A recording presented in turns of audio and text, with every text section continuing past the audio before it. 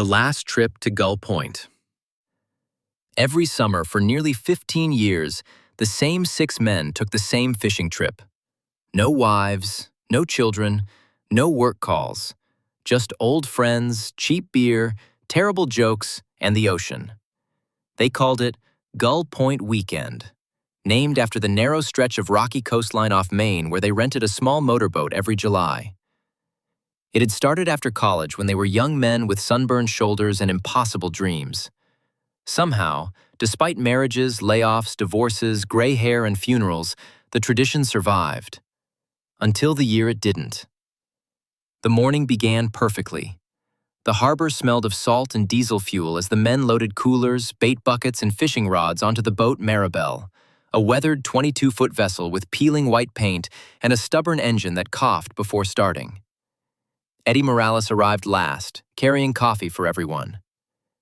"You ladies ready to catch absolutely nothing?" he laughed. "Better than sitting in church listening to your singing," Marcus shot back. The others groaned and laughed. It felt like every other year. Tommy adjusted the radio. Ben untangled fishing line. Kurt checked the fuel. And Eddie, the loudest, warmest soul among them, stood at the edge of the dock grinning at the sunrise as gulls circled overhead. "Perfect day," he said. Nobody argued. By noon, they were miles offshore. The sea rolled gently beneath them, sparkling beneath broad strokes of sunlight. Fish were biting steadily. Marcus caught the biggest striped bass anyone had seen in years, and the men nearly tipped the boat leaning over to admire it. Eddie danced around holding the fish over his head like a trophy. "Bow before the king," he shouted. Tommy nearly fell laughing. Even quiet Ben smiled so hard his cheeks hurt. For a little while, the world felt untouched by tragedy. The first warning sign was the wind. It shifted suddenly. Cold, sharp. The kind that slides beneath clothing and raises the hair on your arms. Kurt looked toward the horizon and frowned. Dark clouds gathered in the distance, moving unnaturally fast. "That wasn't in the forecast," he muttered. Marcus checked the radio. Only static. Then thunder. Far away, but closing. Fast. Within minutes, the ocean changed personality. The calm swells became violent walls of water. Rain slammed down in sheets so thick the shoreline vanished completely. Wind screamed across the water, whipping fishing rods sideways and tossing gear across the deck. "Turn us around!" Tommy yelled. Kurt fought the wheel, but the boat jerked violently against the waves. The Maribel was too small, too light. Each crashing swell lifted them high before dropping them sickeningly into troughs of black water. The engine whined. Water flooded the deck around their ankles. Ben clutched the railing, pale with terror. Another wave smashed against the side of the boat, hard enough to throw everyone sideways. Then came the one that broke them. The wave hit like an explosion. Marcus saw Eddie disappear first. 1 second, he was gripping the rail beside him. The next, he was gone. Tommy vanished immediately after. 2 splashes swallowed instantly by roaring water. "Man overboard!" Kurt screamed. Marcus lunged toward the edge just in time to see Tommy surface 20 feet away, thrashing wildly. Eddie surfaced farther out. The difference between them became clear immediately. Tommy had grown up swimming in lakes every summer. Eddie never learned. "Throw the rope!" Ben shouted. Marcus grabbed the emergency line and hurled it into the storm.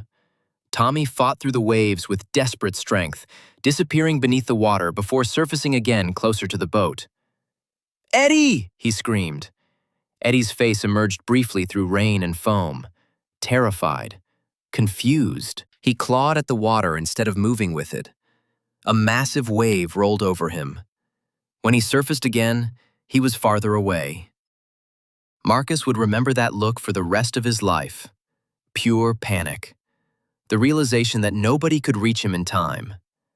Tommy disappeared beneath a swell, and for one horrifying moment, Marcus thought they'd lost both men. Then Tommy emerged beside the boat, coughing violently as he grabbed the trailing rope with both hands. Kurt and Ben hauled him aboard together.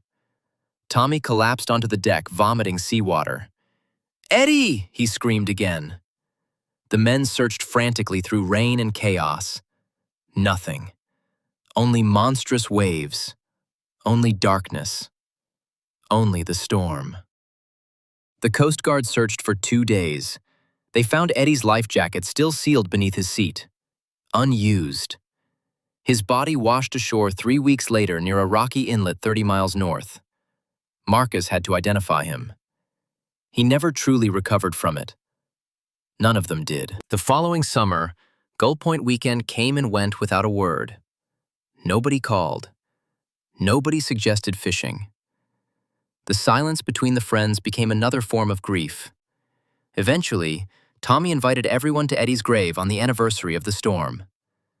The men stood quietly beneath gray skies, holding carnations and old memories.